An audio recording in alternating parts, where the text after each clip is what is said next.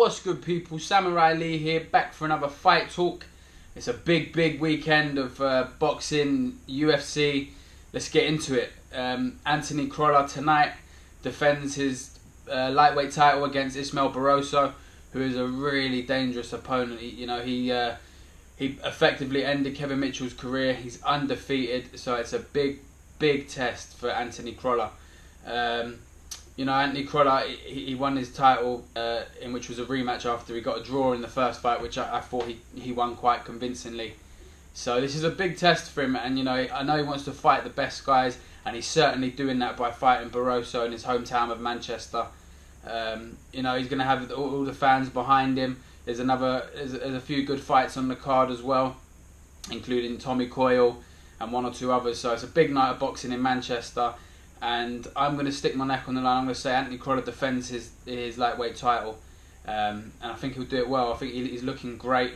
A couple of days before the weigh-ins, he posted a photo and he looks in great condition. So a lot of hard work got into it. Big dangerous opponent, and I think he'll come through and he'll pass the test with flying colours. So good fight there.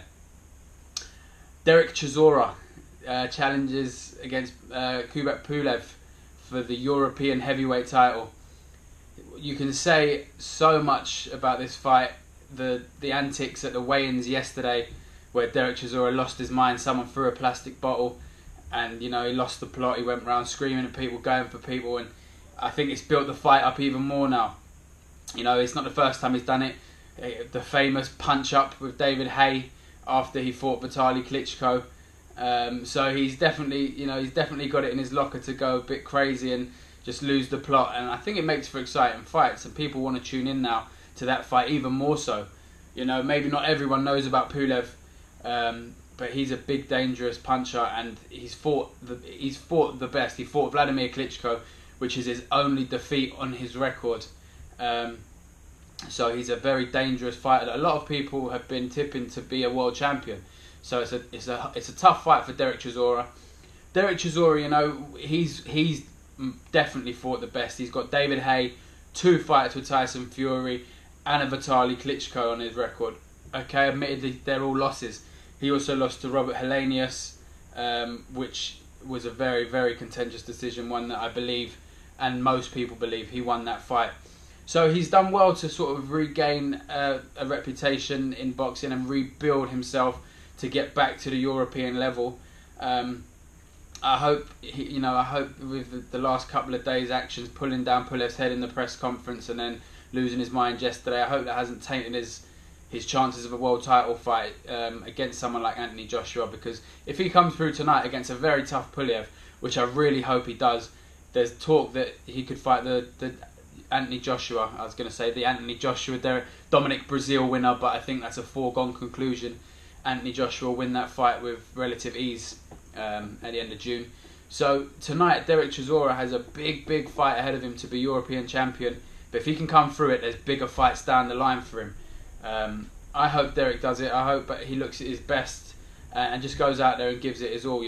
Come out there with no regrets, and then see what the future holds for him. Moving on to Las Vegas, Canelo Alvarez defends his middleweight title against Britain's Amir Khan. Amir Khan's never fought up at this weight before. They're fighting at 155 pounds, I believe, which is 2 weight classes higher than Amir Khan usually campaigns at. It's a massive ask for Amir Khan.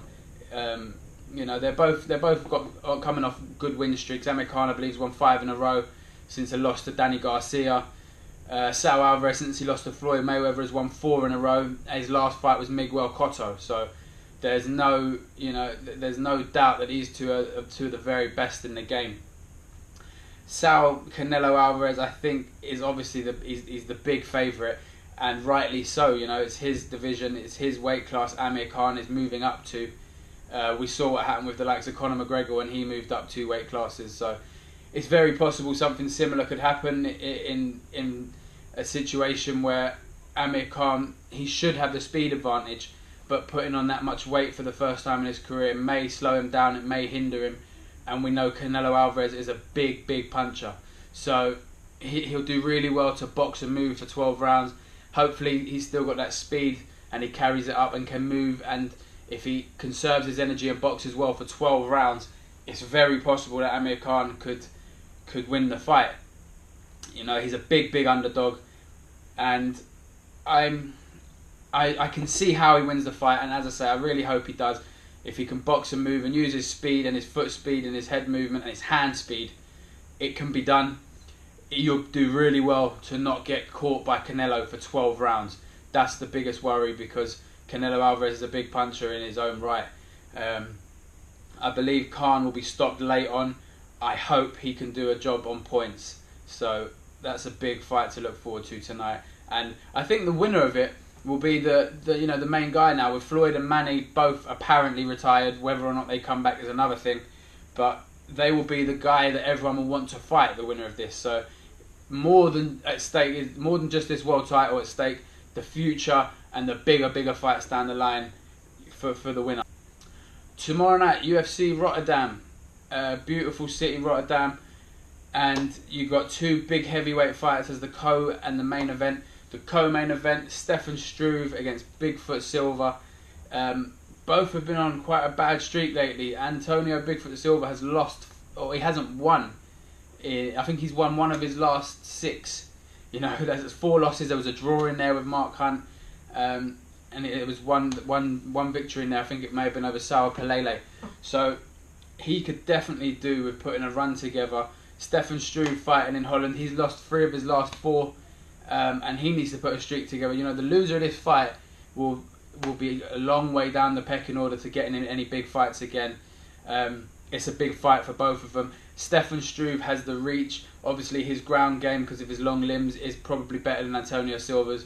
But then Bigfoot Silva has knockout power, you know. So it's going to be a really good fight, and I'm looking forward to it.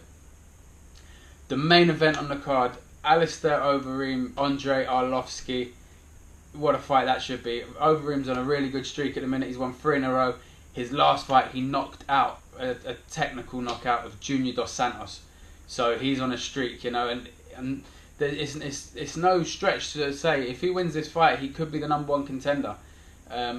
You know, this is a big fight for Alistair Overeem. On the other side, Andrei Arlovski, he lost his last fight to Stipe Miocic, who's challenging Fabricio Verdum for his title next week at UFC 198.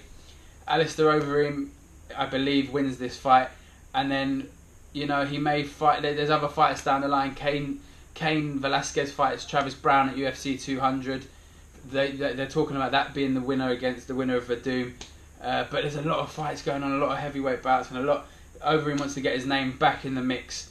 And I believe with a victory, which I think he'll get. I think he'll get a technical knockout over Arlovski. And I think he'll be back in the mix at heavyweight. Thanks for watching, guys, and be sure to hit subscribe for more videos.